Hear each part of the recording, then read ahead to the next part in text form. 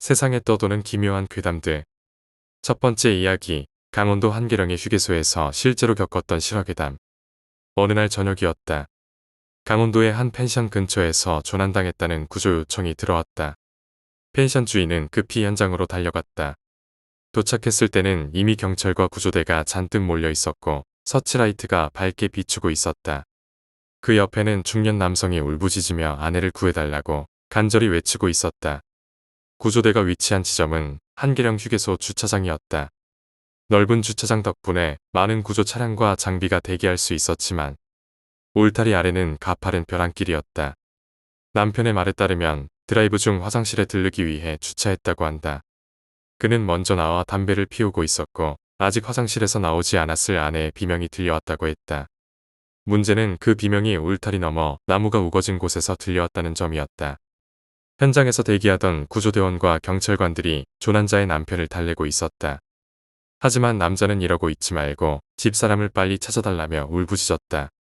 그때 유실물을 발견했다는 무전이 들려왔다. 서치라이트가 울타리 아래를 비추기 시작했다. 둥글고 강렬한 빛이 움직이며 수색이 시작되었다. 분명히 멀지 않은 곳에 추락한 사람이 있을 거라는 판단이었다. 잠시 후 누군가 외쳤다. 곧 서치라이트가 멈췄다. 가파른 숲 한가운데 여자가 쓰러져 있었다. 구조대원들은 확성기로 계속 소리를 쳤지만 아무런 반응이 없었다. 그 자리에 모든 이가 그녀의 죽음을 직감했다. 발견된 지점은 샛길조차 없는 울창한 숲 한가운데였다. 구조대원들이 울타리 아래로 장비를 내릴 방법을 논의하는데 남편이 허겁지겁 뛰어와 구조대원의 팔을 잡고 흔들었다. 빨리 좀 구해줘요. 부르고 있잖아요. 구조대원은 남편을 떼어내며 필사적으로 달랬다. 그러나 남편은 들은 척도 하지 않았다. 남자는 신음하듯 말했다. 아저씨들, 집사람이 부르고 있잖아요. 안 들려요? 그러더니 갑자기 구조대원의 재질을 뿌리치고 울타리 너머로 뛰어내렸다. 누군가 비명을 질렀고 현장은 정적에 휩싸였다. 남자의 몸이 나뭇가지를 꺾으며 떨어지는 소리가 들려왔다.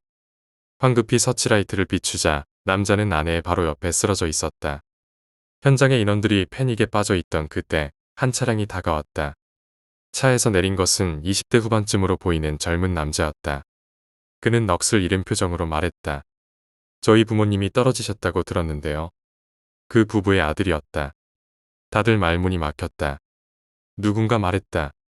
지금 끌어올리려고 하고 있습니다. 아래는 보지 마세요. 그러나 아들은 고개를 저으며 말했다. 아니, 잠깐만요. 저희 어머니랑 아버지가 불러요. 빨리 가야 돼요. 모두가 당황하며 바라보는 가운데 아들은 울타리 쪽으로 달려갔다. 그 순간 경찰관 한 명이 허리를 붙잡고 늘어졌다. 빨리 이 사람 알려. 난리라고. 이 사람까지 끌려간다. 정신이 든 구조대원들이 달려가 아들을 뜯어말렸다. 아들은 부모님이 부른다며 울부짖었지만 누구의 귀에도 그런 소리는 들리지 않았다. 결국 아들은 경찰차의 뒷좌석에 구금되었다. 그는 틈만 나면 경찰차에서 뛰쳐나오려 했고 다들 진땀을 뺐다. 몇 시간이 지나 부부의 시신이 인양되었다. 그 순간 아들은 마치 악령이 몸에서 나간 듯 얌전해졌다. 아들은 부모님의 시신 앞에서 통곡했지만 이전과는 너무나 다른 모습이었다. 현장에 있던 모든 사람은 몸서리치며 그 광경을 지켜보았다. 아들의 통곡이 멈춘 후 현장은 차갑게 가라앉았다. 구조대원들과 경찰관은 남아있는 장비를 정리하며 모든 과정을 끝낼 준비를 하고 있었다. 하지만 일부 대원들 사이에서는 아까까지 들리지 않던 소리가 귓가에 맴도는 듯한 착각을 느꼈다고 말했다.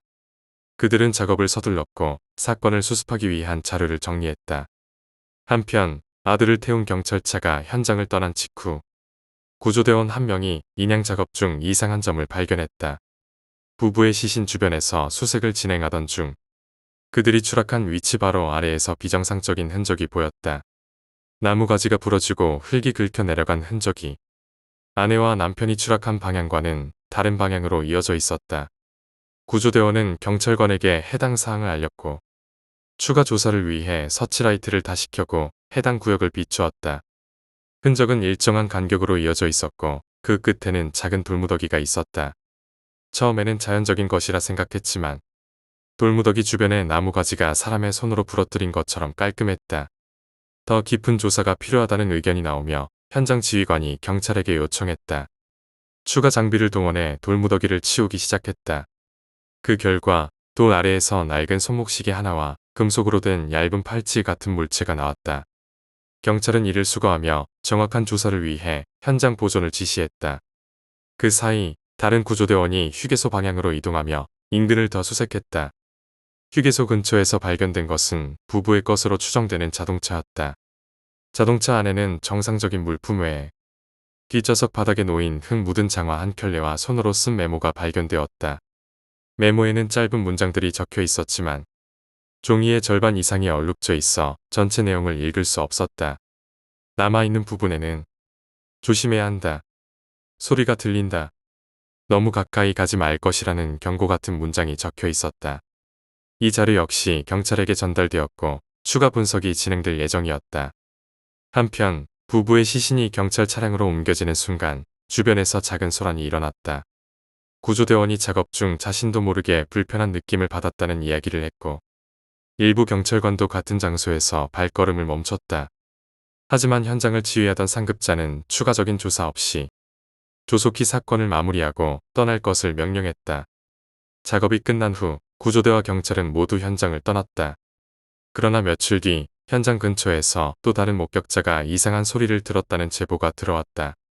소리는 어두운 숲속에서 간헐적으로 들려왔고 목격자는 사람이 부르는 소리 같았다고 증언했다. 제보를 받은 경찰은 현장으로 다시 출동했지만 구체적인 흔적이나 이상 징후는 발견되지 않았다. 다만 숲속 곳곳에서 나무 껍질에 긁힌 흔적이 추가로 발견되었고 경찰은 이를 사건과 연결지을지 검토하기 시작했다. 결국 이 사건은 조난사고로 정리되었지만 구조대원들과 목격자들 사이에서는 이상한 소문이 돌기 시작했다. 휴게소와 숲 주변에서 종종 정체불명의 발소리가 들린다는 이야기와 함께 이곳을 지나는 사람들이 신경이 날카로워진다는 제보가 이어졌다. 그러나 사건이 매듭지어지고 시간이 흐르며 이 사건은 잊혀져 갔다. 두 번째 이야기, 심령사진. 중학교에 다니던 무렵 가짜 심령사진으로 용돈벌이를 하던 친구가 있었습니다. 물론 저도 그 용돈벌이에 숟가락을 얹었지요. 가짜 심령사진이라고 해도 합성이나 트릭을 사용하는 건 아니었습니다. 설명하자면 이렇습니다. 주모자인 A가 여기야 라고 지정한 곳을 카메라로 찍으면 반드시 뭔가가 찍혀 나왔습니다. 손님이 가져온 카메라로 손님이 직접 찍게 한다는 점이 중요한 포인트였습니다.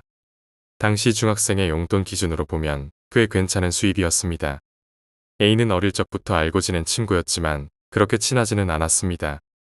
그는 어두운 골목이나 뒷골목 같은 컴컴한 곳에 앉아 멍하니 뭔가를 바라보는 모습이 떠오릅니다.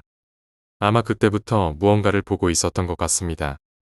A의 성적은 좋지 않았습니다. 곱셈도 제대로 못할 정도였지요. 그런데 A의 말에 따르면 사진에 찍히는 건 대부분 귀신이 아니라고 했습니다. 제가 그게 뭐냐? 고 물어도 A는 대답을 하지 않았습니다. 다만 그것은 A가 마음대로 부릴 수 있다는 느낌이 들었습니다. A는 귀신은 마음대로 부릴 수 없다고 했기 때문입니다. 때로는 손님과 함께 사진을 찍으러 나갔는데 적당한 포인트가 보이지 않을 때도 있었습니다. 그럴 때 A는 야바위를 하곤 했습니다. 어디선가 그것을 불러오는 것이었지요. 하지만 야바위를 하고 나면 A는 몹시 지쳤고 좋지 않은 일이 일어날 수도 있다고 했습니다. 그래도 돈을 받은 이상 어쩔 수 없었습니다. 손님도 많았고 우리는 이 일에 은근한 자부심까지 느꼈습니다. 중학교 3학년이 되던 해의 어느 연휴 저녁 우리 둘은 손님과 함께 심령사진 촬영을 나섰습니다. 폐공장에서 저는 손님의 흥미를 끌기 위해 여기 죽은 공장 직원의 영혼이 있습니다. 라며 적당히 둘러댔습니다. 그런데 A가 야바위를 하겠다는 신호를 보냈습니다. A는 집중을 위해 혼자 작업하는 것을 원칙으로 했기에 저는 손님을 데리고 다른 장소로 이동했습니다. 작업장에서부터 폐공장 입구, 대기실까지 돌아다니며 5분 정도 지났을 때 안쪽에서 갑작스러운 절규가 들렸습니다. A의 목소리였습니다. 손님에게 잠시 기다려달라고 말한 뒤 저는 급히 안으로 뛰어들어갔습니다. A는 바닥에 넘어져 소리를 지르고 있었고 그 앞에는 시커먼 버섯구름 같은 것이 자욱하게 퍼져 있었습니다. 그 버섯구름은 폐공장 안을 가득 메우고 있었습니다.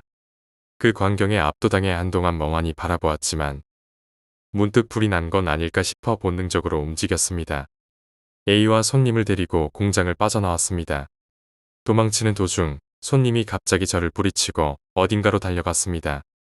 그건 신경 쓸 여유가 없었지만 A마저도 저를 뿌리치려 했습니다. 저는 A의 팔을 붙잡고 물었습니다. 저게 뭐야? 넌 왜 이러는 거야? A는 울면서 대답했습니다. 아버지가 죽었어. 나중에 알게 된 사실로. 그날 저녁 A의 아버지는 교통사고로 돌아가셨습니다. 당시 휴대폰이 있었다면 바로 연락을 받을 수 있었겠지만 그때는 그렇지 못했습니다. 그 후 A는 일주일 정도 학교에 나오지 않았습니다. 학교에 돌아온 날 A는 저를 찾아와 말했습니다. 이제 그런 짓은 안 할래. 저딴 거 보는 것도 그만두고 현실을 볼 거야. 사실 우리는 그리 친한 사이도 아니었고 A는 아버지가 세상을 떠날 때 저와 함께 어리석은 용돈벌이에 몰두하고 있었던 점에서 큰 죄책감을 느꼈던 것 같습니다. 저 역시 죄책감과 거부감에 A와 멀어졌습니다. 그런데 기묘하게도 현실을 보겠다고 결심한 A의 성적은 갑자기 올라 1년 만에 지역 최고 수준의 고등학교에 진학했습니다. 곱셈도 못했던 녀석이 그렇게 변한 걸 보면 그전까지 A가 보고 있던 것이 현실을 가리는 무언가였던 걸까요? A가 본 영혼이 아닌 무언가의 정체는 지금도 알 수 없습니다. 그리고 그날 본 버섯구름은 여전히 제 꿈에 종종 나타납니다. 막연한 후회만이 남아있을 뿐입니다. A와의 관계가 멀어진 후로 몇 년이 지났습니다. A는 고등학교에 진학한 후로는 제가 알던 그 모습과 완전히 달라졌습니다. 그는 학업에 전념하며 성적이 급격히 향상되었고 이내 학창시절 내내 가장 높은 수준의 평가를 받았습니다. A는 전혀 문제를 일으키지 않는 학생으로 성장해 갔습니다. 저는 A와 얽힌 그 시절을 잊고자 노력했습니다. 특히 그날 폐공장에서 본 시커먼 버섯구름과 A의 울음소리가 떠오를 때마다 기분이 좋지 않았습니다. A의 아버지와 관련된 일은 당시에도 이해할 수 없는 점이 많았지만 그와 관련된 어떤 의문도 해소되지 않았습니다. 이후 저는 고등학교에 진학하고 다른 친구들과 새로운 삶을 시작하며 A를 잊으려 했습니다. 그러나 이상하게도 폐공장과 관련된 꿈은 종종 저를 괴롭혔습니다.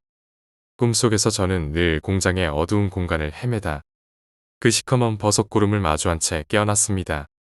그럴 때마다 심장이 요동치며 이마에 식은땀이 맺혔습니다. 몇 년이 지나고 대학에 진학한 후에도 그 꿈은 사라지지 않았습니다. 한 번은 공장에서 촬영했던 사진을 정리하다가 우연히 발견한 적이 있습니다. 그 사진에는 희미하게 뭔가가 찍혀 있었습니다. 처음에는 단순한 빛의 반사로 생각했지만 보다 자세히 들여다보니 인간의 형체를 닮은 실루엣이었습니다. 그것은 뚜렷하지 않았지만 분명히 자연스러운 현상은 아니었습니다. 그 사진을 보고 A가 늘 했던 말이 떠올랐습니다. 저건 귀신이 아니야. 그 말이 무슨 뜻이었는지 이제 와서도 알 수 없습니다. 시간이 흐르며 저는 폐공장에서 있었던 일을 떠올릴 때마다 그저 어쩔 수 없는 과거의 한 장면으로 여기려 했습니다. 하지만 매번 꿈에 나타나는 그 시커먼 형체와 A의 울음소리는 단순한 우연이라고 하기에는 너무 선명했습니다. 그날 도망치던 손님의 행방은 결국 알 수 없었습니다. 경찰이나 언론에서 관련 사건이 언급되지 않았기에 아무 일 없이 지나간 것처럼 보였습니다. 하지만 제 기억 속에는 분명히 그 손님이 공장 밖으로 나가지 않고 어딘가로 달려간 장면이 각인되어 있었습니다. A와 마지막으로 만난 것은 그가 고등학교를 졸업하고 몇 년이 지난 후였습니다. 우연히 길에서 마주쳤을 때 그는 예전의 모습과 달리 활기차고 안정되어 보였습니다. 짧은 대화를 나누는 동안 그는 자신이 대학에 진학해 새로운 삶을 살고 있다는 이야기를 들려주었습니다. 하지만 우리가 폐공장에서 겪은 일에 대해서는 아무 말도 하지 않았습니다. 그저 그때는 어리석었다 는 짧은 말로 모든 것을 마무리하려는 듯 보였습니다. 저도 굳이 그 일을 다시 꺼내고 싶지는 않았기에 간단히 안부만 주고받고 헤어졌습니다. 하지만 돌아서는 순간 A가 문득 제게 물었습니다. 넌 아직도 그 꿈 꿔? 저는 잠시 멈칫했지만 아무 대답 없이 그냥 돌아섰습니다. 그날 이후로도 A와 다시 연락하거나 만나는 일은 없었습니다. 그리고 지금까지도 그날의 일이 완전히 잊히지는 않았습니다. 폐공장에서 찍었던 사진과 꿈속의 형체는 여전히 제 머릿속에 남아 있습니다. 제가 본 것이 무엇이었는지, A가 그토록 두려워했던 그것이 무엇이었는지 여전히 알 수 없습니다. 단지 그 기억은 제 인생의 한 부분으로 남아있을 뿐입니다. 세 번째 이야기, 태국 괴담. 1989년, 태국. 어느 한 마을에 링이라는 소녀가 살고 있었습니다. 어느 날부터인가 그녀는 눈에 알 수 없는 통증을 느끼기 시작했으며 이 통증은 무려 일주일이나 지속되었습니다. 시간이 지나면서 눈의 통증은 점차 사라졌지만 동시에 링의 눈에는 이상한 환영이 보이기 시작했습니다. 첫 번째 환영은 눈의 통증이 사라지고 얼마 지나지 않아 나타났습니다. 링은 놀이터를 지나다가 피투성이의 하이힐이 널브러져 있는 장면을 목격하게 됩니다. 놀랍게도 바로 그 자리에서 하이힐을 신은 여자가 살해당하는 사건이 발생했습니다.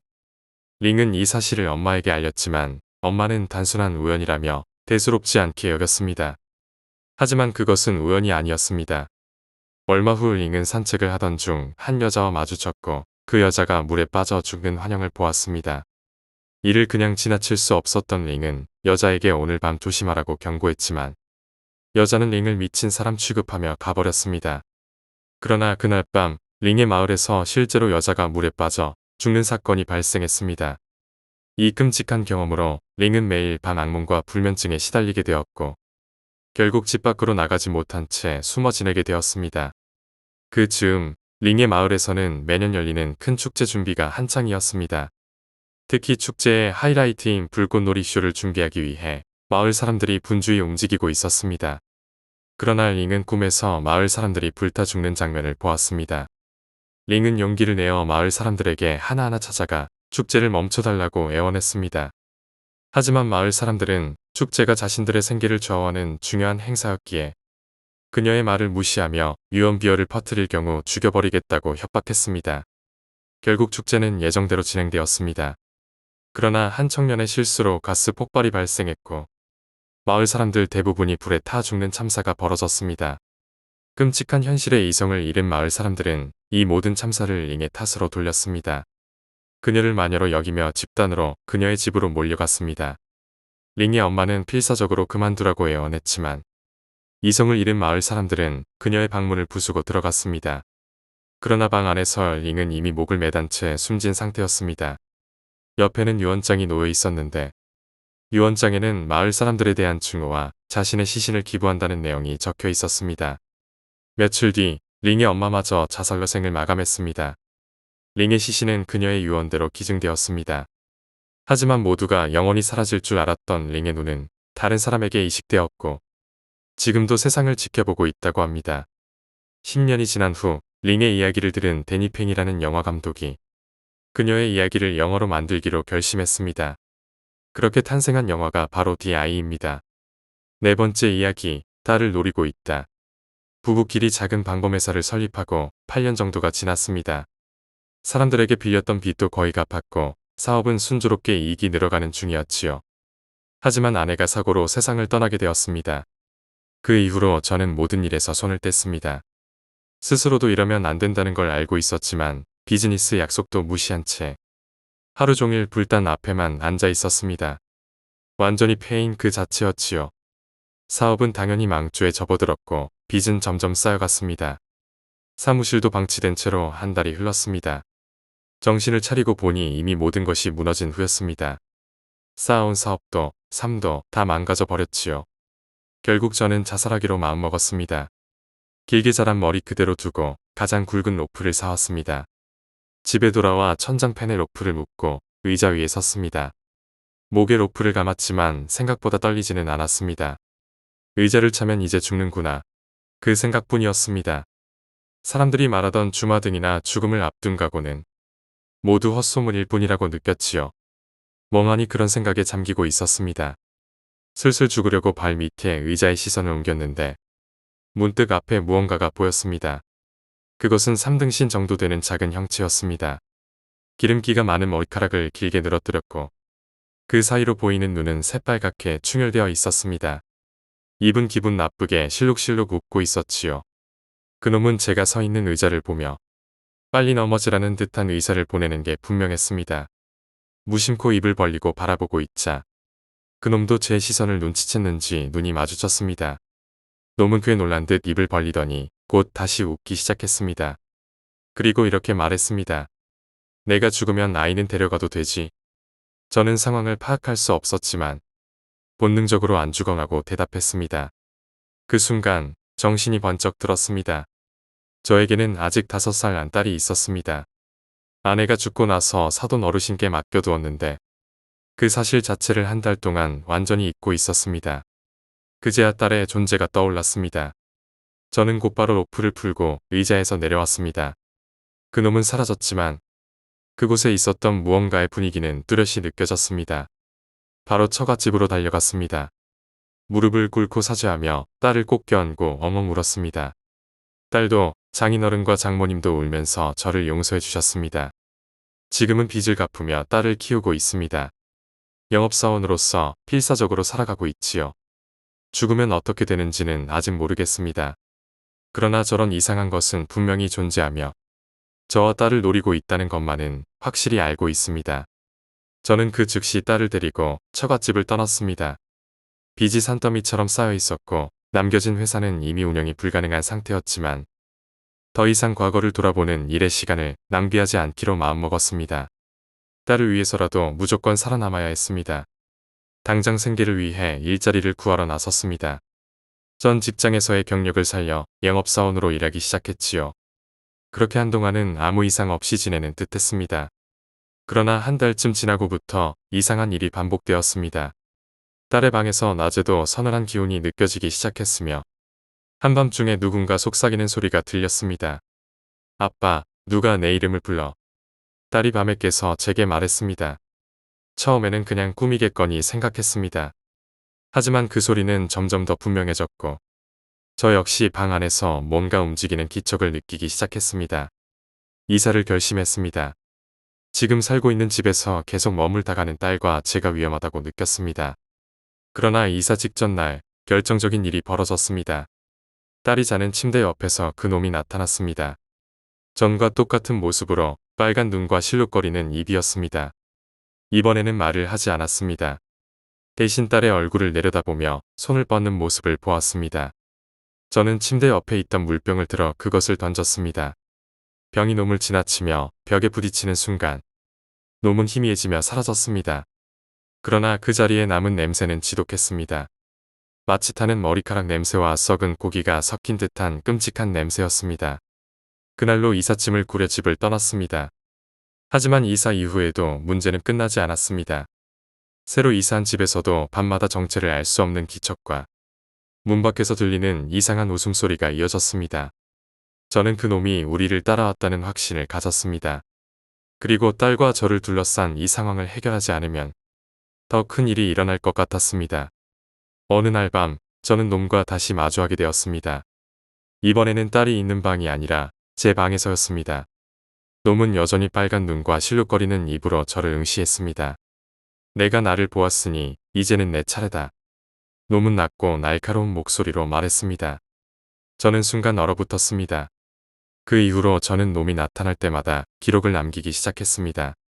언제, 어디서, 어떤 모습으로 나타났는지 적어두며 그 정체를 알아내기 위해 정보를 모으기 시작했습니다. 놈의 특징은 시간이 지날수록 더 뚜렷해졌습니다. 밤마다 느껴지는 찬 기운, 특정한 냄새, 그리고 저를 바라보는 빨간 눈이 반복되었습니다. 놈은 점점 더 대담해졌습니다. 문틈 사이로 보이거나 거울 속에 비치거나 때로는 딸의 꿈에 나타나기까지 했습니다. 저는 더 이상 혼자 해결할 수 없다고 판단하고 주변의 도움을 요청하기로 했습니다. 어느 무속인을 찾아가 상담을 받았습니다. 무속인은 이놈이 단순한 환각이나 정신적인 문제가 아니라 실제로 따라붙은 악령이라고 확신했습니다. 그리고 놈이 저를 통해 딸을 노리고 있다는 사실을 확인시켜 주었습니다. 무속인은 정화의식을 권하며 놈이 따라오지 못하도록 강력한 결계를 쳐야 한다고 말했습니다. 저는 그 조언을 따르기로 결정했습니다. 정화의식은 예상보다 훨씬 복잡하고 시간이 오래 걸렸습니다. 의식 동안 놈은 집안 곳곳에서 모습을 드러내며 저와 무속인을 위협했습니다. 하지만 끝내 의식은 성공적으로 끝났고 놈은 더 이상 모습을 드러내지 않았습니다. 이후로 집안의 기운이 눈에 띄게 안정되었습니다. 딸도 밤에 안정을 찾기 시작했으며 저 역시 정상적인 일상을 회복할 수 있었습니다. 놈이 완전히 사라진 것인지 아니면 다시 나타날지는 모르겠습니다. 하지만 적어도 지금은 딸과 제가 안전하다고 느낍니다. 5번째 이야기, 유조선. 과거 나는 해운회사에서 항해사로 일했어. 이 이야기는 내가 회사에 입사하고 바로 겪은 일이야. 내가 타던 배가 정기점검을 위해 조선소로 보내졌고 평소에는 닫아두던 곳들도 전부 개방해서 내부를 점검하게 되었어. 그 배는 길이가 300m가 넘는 초대형 유조선이었지. 원유 탱크와 연결된 파이프에 누수나 파손이 없는지 내부를 정밀 점검해야 했어. 워낙 큰 배였기 때문에 갑판과 배 밑바닥 사이에는 약 30m의 공간이 있었고 파이프는 배 밑바닥에 깔려 있었어. 파이프는 직경이 60cm 정도로 굵었고 200m가량 일직선으로 늘어서 있었어. 구부러진 형태가 아니라는 게 그나마 다행이었지. 파이프 안은 완전히 어둠뿐이었어. 나는 상사와 함께 점검을 위해 파이프 안으로 들어갔는데 폐쇄 공포증이 있는 나로서는 견디기 어려운 곳이었어. 가로로 늘어선 파이프 중 유일하게 세로로 서 있는 파이프 하나가 있었는데 상사가 말했어. 거기 들어가면 나올 수도 없어. 도울 방법도 없으니까 조심해라. 우리는 파이프 입구부터 밸브 사이의 좁은 틈새를 억지로 파고들었어. 팔꿈치와 무릎에는 보호대를 착용하고 손에는 후레쉬를 든 채로 어둠 속을 내 발로 기어갔지. 앞서 기어가는 상사를 따라가며 필사적으로 움직였어. 싱가포르 조선소였기에 날씨는 찌는 듯이 더웠어. 점검이 목적이었지만 나는 말단 직원이라 책임감도 느끼지 않았고 주위를 살필 여유조차 없었어. 어떻게든 빨리 출구로 나가고 싶다는 생각뿐이었지. 상사는 전에 직경 45cm짜리 파이프를 점검한 적도 있다고 했어. 그 좁은 파이프를 200m나 기어간다니 상상만으로도 미칠 것 같았어. 유조선의 기름 탱크는 최소 10개 이상으로 나뉘어 있었고 작은 탱크를 제외하면 하나의 면적이 체육관만큼 컸어. 탱크가 있는 공간은 높이 30m의 거대한 공간이었지. 출입구는 천장에 있는 직경 1m짜리 해치와 주변에 몇 개의 맨홀이 전부였어. 입구를 열어 빛이 들어오면 어마어마한 공간에 어슴푸레한 빛이 비쳐 독특한 분위기를 자아냈어.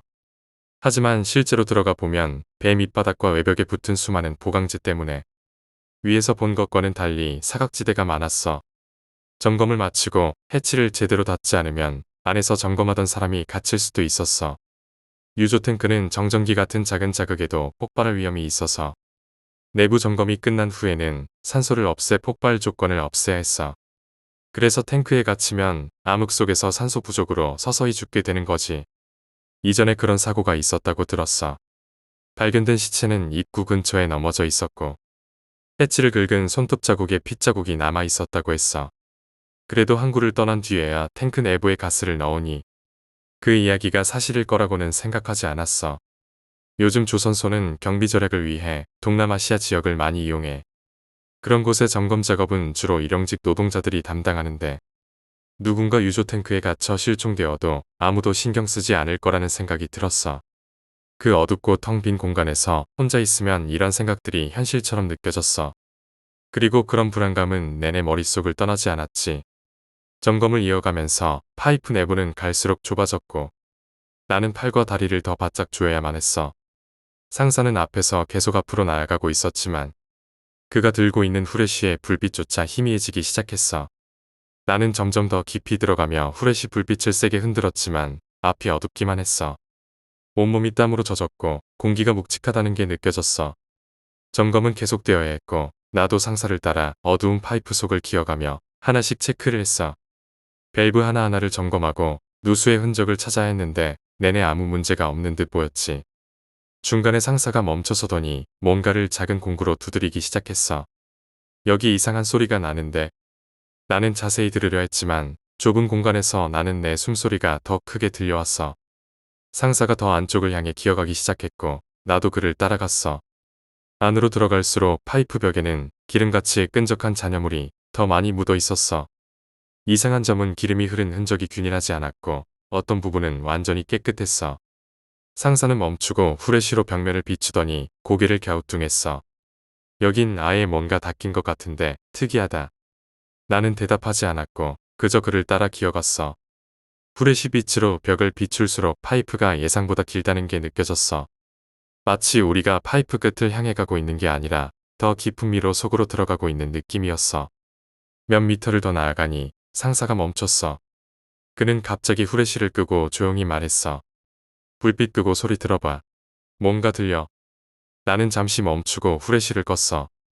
그 순간 멀리서 희미하게 금속을 긁는 소리가 들렸어. 처음에는 그저 점검 장비가 움직이는 소리라 생각했어. 하지만 상사의 표정은 심상치 않았어. 이 소리는 뭔가 이상하다. 누군가 기어가는 소리 같아. 상사는 후레쉬를 다시 켜고는 더 빠르게 앞으로 움직이기 시작했어. 나는 그를 따라갔지만 갑자기 뒤쪽에서 미세한 움직임이 느껴졌어. 마치 누군가 우리 뒤를 따라오는 것 같았지. 내 심장은 빠르게 뛰었지만 나는 멈출 수 없었어. 상사는 갑자기 파이프 벽에 붙어있는 큰 밸브를 가리키며 말했다. 여기서 한번 점검하자. 이건 뭔가 다르다. 밸브를 열려고 하자 갑자기 큰 소리가 났어. 금속이 부딪히는 소리가 우리 주위를 가득 채웠고 나는 순간적으로 귀를 막았어. 뒤를 돌아보려 했지만 파이프가 너무 좁아서 몸을 돌릴 수가 없었어. 빨리 나가자. 더 이상은 무리야. 상사는 그렇게 말하며 빠르게 뒤돌아가기 시작했어. 나는 그를 따라 뒤로 기어가기 시작했는데 금속 긁는 소리가 점점 더 가까워지고 있었어. 그 소리는 마치 우리가 움직일 때마다 뒤를 쫓아오는 듯한 느낌이었어. 후레쉬 빛으로 뒤를 비추자 아무것도 보이지 않았지만 소리는 계속 들려왔어. 우리가 파이프 입구로 가까워질수록 소리는 점점 더 멀어졌고 결국 들리지 않게 되었어. 나는 파이프에서 빠져나오자마자 상사와 눈이 마주쳤어. 상사는 아무 말 없이 내 어깨를 툭 치고는 다른 점검 구역으로 가버렸어. 그날 점검은 무사히 끝났지만 그 소리와 좁은 파이프 속의 경험은 결코 잊을 수 없었어. 점검이 끝난 뒤 동료들 사이에서는 그 소리와 관련된 다양한 이야기가 오갔지만 누구도 정확히 알 수는 없었어. 그저 그 배와 조선소에서 그런 소리를 들은 사람들이 많다는 이야기만 들었을 뿐이었어. 이후에도 많은 항해를 했지만 그날의 경험은 가장 강렬하게 기억에 남았어. 정기점검이란 단순히 장비를 확인하는 일이 아니었다는 걸 그때 깨달았지. 6번째 이야기, 미친 여자친구. 비정상적으로 질투를 하는 여자친구와 결국 이별을 고했습니다. 그녀는 상냥하지만 묘하게 부정적이고 외로움쟁이였습니다. 내 휴대폰이 울릴 때마다 누구에게서 온 것인지 무슨 용건인지 집요하게 캐묻곤 했습니다. 휴일에는 반드시 함께 있어야 했고 어쩔 수 없는 일이 생기면 10분에 한 번씩 연락이 왔습니다. 그녀는 내 모든 행동을 관리하려 했고 내가 다른 여자와 이야기하는 것은 결코 용납하지 않았습니다. 레스토랑에 가도 종업원이 여자라면 꼭 그녀가 직접 주문을 했습니다. 심지어 이웃 사람에게 인사하는 것도 싫어했습니다. 내게 친하게 지내던 누나가 있었는데 그 누나도 그녀의 간섭에 시달리다가 결국 연락을 끊었습니다. 더는 안 되겠다 싶어 여자친구의 가족에게 상담을 해봤지만 돌아온 대답은 이랬습니다. 전에 사귀던 남자한테 차이고 정신적으로 많이 불안했어요. 당신을 만나 안정을 되찾았으니 불쌍하게 생각하고 지켜봐 주세요. 그들의 말은 마치 나에게 딸을 더 이상 이상하게 만들지 말고 잘하라는 것처럼 들렸습니다. 경찰로 일하는 친구에게도 상담을 해봤지만 실질적으로 사건이 터지지 않는 이상 어쩔 수 없다는 답만 들었습니다. 그러나 나는 더는 돌봐주고 싶은 마음이 없었습니다. 같이 있다간 내가 미칠 것만 같았기 때문입니다. 여자친구의 집에 찾아가 가능한 한 좋게 이별 이야기를 꺼냈습니다. 그녀는 그 순간 사람 같지 않은 형상으로 나에게 달려들었습니다. 필사적으로 그녀를 억누르며 설득하려 했지만 그녀는 집요하게 내 누나를 뽑아내려 했습니다. 겁에 질린 나는 그녀를 냅다 밀쳐버렸고 그녀는 멀리 나가 떨어졌습니다. 그녀는 일어나더니 부엌으로 뛰어갔습니다. 오한이 온몸을 휘감는 가운데 나는 맨발로 집을 뛰쳐나왔습니다. 엘리베이터를 기다리며 안절부절 못하는데 그녀가 문을 부수듯 박차고 나왔습니다. 손에는 식칼을 들고 있었습니다. 나는 엘리베이터를 포기하고 계단으로 뛰었습니다. 굴러가듯 계단을 내려오며 그녀의 발소리가 점점 가까워지는 것을 느꼈습니다. 1층 현관에서 주차장으로 가는 동안에도 그녀는 더 빨리 쫓아왔습니다. 이대로는 안 되겠다 싶어 그녀가 바로 뒤에 왔을 때 주저앉으며 발을 걸었습니다. 그녀는 넘어져 얼굴부터 아스팔트에 떨어졌고 나는 떨어뜨린 식칼을 발로 차 멀리 보냈습니다. 그녀가 일어나기 전에 서둘러 내 차로 향해 문을 열고 안에 몸을 던졌습니다. 시동을 걸고 후진해 방향을 돌리려는데 운전석 문이 덜컥 열렸습니다. 그녀는 문을 붙잡고 내 이름을 절규하며 따라왔습니다. 나는 반사적으로 엑셀을 밟았고 속도가 붙으면서 그녀는 손을 놓쳤습니다. 그녀의 손톱이 벗겨졌는지 운전석 문에는 피로 선이 그려졌습니다. 그날로 짐을 싸서 친가로 도망쳤고 그녀를 다시는 보지 않았습니다. 친가에서도 그녀의 집에서도 연락이 오지 않았습니다. 몇 달 뒤 원래 살던 아파트로 돌아왔습니다. 냉장고를 열자 작은 상자가 들어 있었습니다. 기분 나쁜 예감에 열어보니 내가 그날 신었던 구두가 갈기갈기 찢겨 있었습니다. 안에는 편지 봉투도 있었습니다. 조심스럽게 열어보니 벗겨진 손톱 10개가 들어 있었습니다. 공포에 휩싸인 나는 핸드폰을 잡고 친구에게 전화하려 했습니다. 그 순간 전화가 울렸습니다. 화면에는 여자친구의 이름이 떴습니다. 핸드폰을 내던지고 주저앉은 내 뒤에서 현관문이 열리는 소리가 들려왔습니다. 현관문이 열리는 소리를 듣는 순간 나는 본능적으로 몸을 움츠렸습니다. 그러나 뒤돌아볼 겨를도 없이 다급하게 근처에 있던 서랍장으로 몸을 숨겼습니다. 문이 열리는 소리와 함께 느릿한 발소리가 들려왔습니다. 그 발소리는 천천히 하지만 일정한 간격으로 점점 가까워졌습니다. 숨을 죽이고 있었지만 가슴은 미친 듯이 뛰고 있었고 작은 소리라도 들키면 끝장이라는 생각이 들었습니다. 나는 서랍장 안에서 필사적으로 핸드폰을 다시 손에 쥐었습니다. 손이 떨려 제대로 조작이 되지 않았지만 가까스로 친구의 번호를 눌렀습니다. 벨소리가 울리는 동안 바깥의 발소리는 멈췄습니다. 잠시의 정적 후 여보세요라는 친구의 목소리가 들리자마자 나는 최대한 낮은 목소리로 말을 꺼냈습니다. 제발 와줘. 지금 내 아파트에 누가 들어왔어. 친구는 놀란 목소리로 무슨 일이야?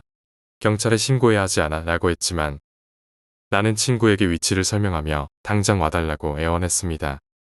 친구는 곧장 출발한다고 했고 나는 계속 서랍장 안에 숨은 채로 그 발소리를 감시했습니다. 발소리는 점점 멀어지는 듯했지만 완전히 사라지지 않았습니다. 그리고 갑자기 거실 쪽에서 무언가 떨어지는 소리가 났습니다. 무언가를 뒤지는 소리가 들리더니 거친 숨소리가 들렸습니다. 나는 최대한 조용히 몸을 웅크린 채 버텼습니다. 그 순간 핸드폰 화면이 밝아지며 친구의 메시지가 도착했습니다. 도착했어. 아파트 주차장에 있어. 어디로 들어가야 해? 나는 손가락을 움직여 상황을 설명하려고 했지만 화면에서 새롭게 오는 알림 소리가 서랍장 밖까지 들린 듯 했습니다. 바깥에서 발소리가 다시 가까워졌습니다. 발소리는 점점 더 빨라지더니 내 근처에서 멈췄습니다. 나는 숨을 참으며 상황을 지켜봤습니다. 서랍장의 손잡이가 천천히 움직이는 소리가 들렸습니다. 나는 순간적으로 핸드폰을 움켜쥐고 서랍장을 밀치며 밖으로 뛰쳐나왔습니다. 뒤돌아볼 여유 없이 문을 향해 달렸고 문을 열자마자 복도를 따라 미친 듯이 달렸습니다. 계단을 내려가며 뒤를 돌아보니 그녀가 서 있는 모습이 보였습니다. 하지만 이번에는 따라오지 않았습니다. 그녀는 그저 복도 끝에서 나를 바라보고 있었습니다. 나는 계속 달려 아파트 입구를 벗어났고 주차장에 서 있는 친구의 차로 뛰어들었습니다. 차에 타자마자 문을 잠그고 친구에게 차를 몰고 나가달라고 소리쳤습니다. 친구는 상황을 이해하지 못한 채 나를 태운 채로 아파트 단지를 빠져나갔습니다. 그날 이후로 나는 친구의 집에서 며칠을 지내며 정신을 가다듬었습니다. 하지만 그녀는 다시는 나타나지 않았고 내 일상은 점차 평온을 되찾았습니다.